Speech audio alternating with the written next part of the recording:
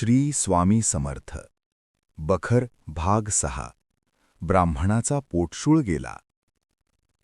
कर्नाटकातील एक श्रीधर नावाचा ब्राह्मण पोटशूळाने व्याधिग्रस्त होऊन गाणगापुरास सेवेकरिता राहिला होता. काही दिवस गेल्यावर एका रात्री यतिरूप धरून दत्ताने ब्राह्मणास स्वप्नात दर्शन देऊन आज्ञा केली की श्रीपुरीच्या पानाचा रस काढून त्यात सुंठ व सैंधव घालून भक्षण कर, म्हणजे तुझा पोटशूळ शांत होईल. श्रीधर सकाळी जागा झाला व रात्रीच्या स्वप्नाची त्याला आठवण झाली, परंतु श्रीपुरी कोणत्या झाडाला म्हणतात हे त्या ब्राह्मणाला कळेना. वैद्य व दुसऱ्या अनुभवी गृहस्थांना श्रीपुरीच्या झाडाबद्दल त्याने विचारले, पण कोणी काही सांगेना.